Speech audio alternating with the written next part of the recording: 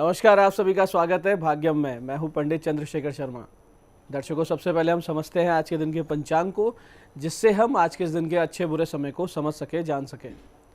आज दिनांक है 28 अप्रैल सन 2024, विक्रम संवत 2081 चल रहा है। वैशाख मास है, कृष्ण पक्ष है, बसंत ऋतु है, तिथि चतुर्थी है, सुबह 8:24 तक।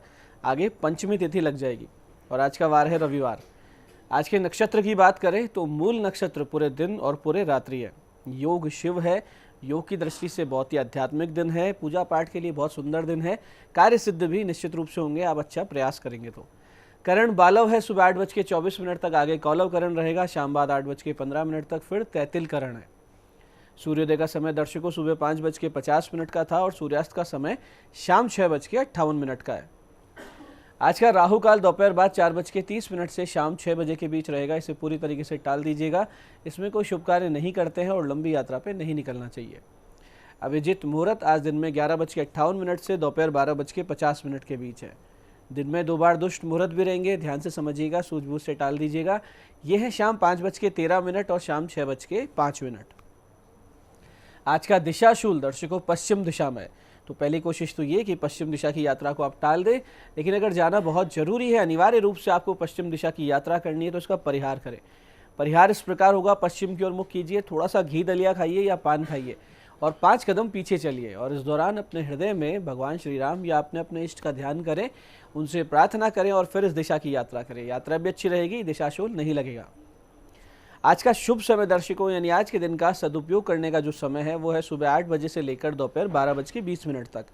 फिर दोपहर बाद 2:10 से 3:40 तक। फिर शाम 7 से रात्रि 9 बजे के बीच। तीनों कालखंड बहुत अच्छे हैं, इनका पूरा सदुपयोग कीजिए।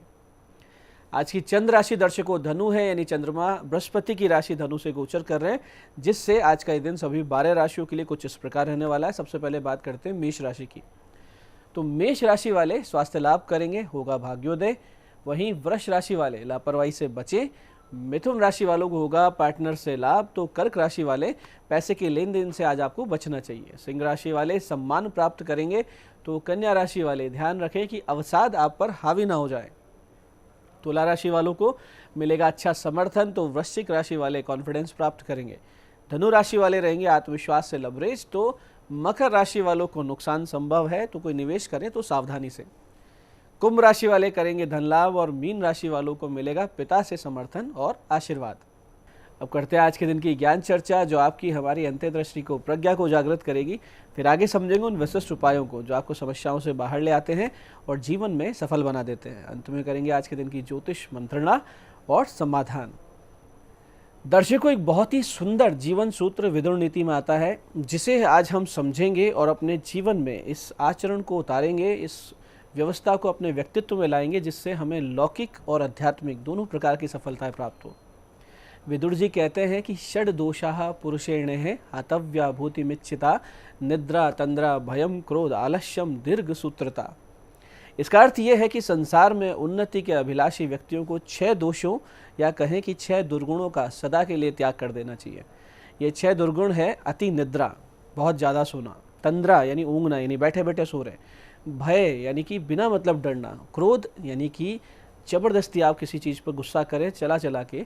आलस्य यानी कि आप बिल्कुल ही अपने काम करने को भूल रहे हैं और बैठे हैं। और काम टालने की आदत, या कहें कि 1 घंटे में जो काम हो सकता है उसको 2 दिन तक उसको खींचना, उसके बाद करने की आदत। इन सब आदतों से आप सदैव असफल होंगे और इन्हें त्यागते ही आपको सफलता स्वतः ही अपनी ओर सामने से चलकर आती हुई दिखेगी। इसलिए इन दुर्गुणों को त्यागें और इनके विपरीत जो गुण है, यानी कि जो कर्मठता है, कम सोना, अपने काम पर ज़्यादा ध्यान देना, इसको अपने जीवन में उतारें। फिर देखें कैसे सफलता आपको सामने से आके मिलती है और आप टेंशन अवसाद से भी बच जाएंगे। ये काम करते रहेंगे, स्ट्रेस बिल्कुल नहीं हो सकता।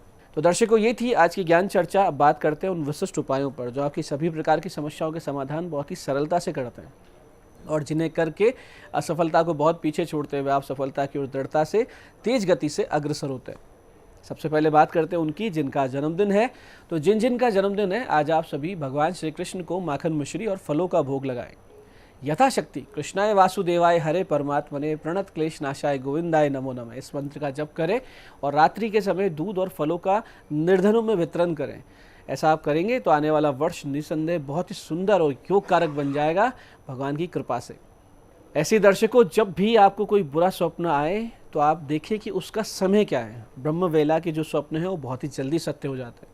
ऐसे में कोई बुरा सपना आपने देखा हो जिससे मन विचलित है, तो इसके प्रभाव को टालने के लिए कुछ उपाय और पूजन हुआ करते हैं, जो आप करें तो समस्याओं से बच सकते हैं। जैसे कि जो भी बुरा स्वप्न आया हो उसे सुबह उठकर सबको बता दें, फिर उसे एक लाल पेन से कागज पर लिखे, सफ़ेद कागज पर, और भगवान शिव जी को शिवालय जाके अर्पित कर दे, तो उस दुःस्वप्न के दोष का अंत हो जाता है। ऐसे यदि बहुत बुरा सपना आप देखकर आपका मन अस्थिर हो रहा हो तो इस मंत्र की एक माला का जाप आप करें। निश्चित रूप से हर प्रकार की समस्या से आप बच जाएंगे। मंत्र ध्यान से समझिएगा। मंत्र इस प्रकार है: ओम ह्रीं श्रीं क्लीं दुर्गति नाशिन्ये महामायाय स्वाहा। ओम ह्रीं श्रीं क्लीं दुर्गति नाशिन्ये महामायाय स्वाहा। इसी प्रकार यदि अर्धरात्रि या ब्रह्मवेला के बुरे स्वप्न से ही आपकी आंख खुल जाती है तो फिर आप इस विशिष्ट मंत्र का 27 बार जप करें और अपनी दोनों हथेलियों पर फूंके और इन हथेलियों को चेहरे पर फिरा लें, तो उस दुःस्वप्न के दोष का नाश हो जाएगा। जो मंत्र है वो इस प्रकार है, ध्यान से समझिएगा। ओम वाराणस्या दक्षिण कोणे कुक्कुटो नाम ब्राह्मणे तस्य स्मरण मात्रेण दुःस्वप्नो शुभम भवेत्। फिर से समझते हैं। ओम वाराणस्या दक्षिण कोणे कुक्कुटो नाम ब्राह्मणे तस्य स्मरण मात्रेण दुःस्वप्नो शुभम भवेत्। 27 बार बोले, फूंक मारे हथेलियों पर, चेहरे पर फिरा लें। ऐसे दर्शकों, दुःस्वप्नों या चिंताओं के कारण से नींद तक उचट जाती हो तो आज का दिन नक्षत्र योग इस उपाय को शुरू करने के लिए बहुत ही सुंदर उत्तम है। इसके लिए आप आज से नित्य सोने से पूर्व मन ही मन 7 बार इस मंत्र को बोल दिया करें और फिर सोया करें। मंत्र ध्यान से समझिएगा। भगवान श्री हरि विष्णु का ध्यान करें या भगवान कृष्ण का ध्यान करें और कहें: अच्युतम केशवम विष्णुम हरिम सोमम जनार्दनम हंस नारायणम कृष्णम जपते दुःस्वप्न प्रशांतये। फिर से समझते हैं। अच्युतम केशवम विष्णुम हरिम सोमम जनार्दनम हंस नारायणम कृष्णम जपते दुःस्वप्न प्रशांतये। आपको अच्छी नींद आएगी, किसी प्रकार का भय नहीं लगेगा और दुःस्वप्न परेशान नहीं करेंगे। तो दर्शकों, ये थे आज के विशिष्ट उपाय जो दुःस्वप्न से संबंधित थे और आपको इस समस्याओं से बाहर ला रहे हैं। अब बात करते हैं आपके सवालों की। आपके सवालों में आज हमारे पास जन्म पत्रिका आई है हमारे दर्शक गार्गी जी की।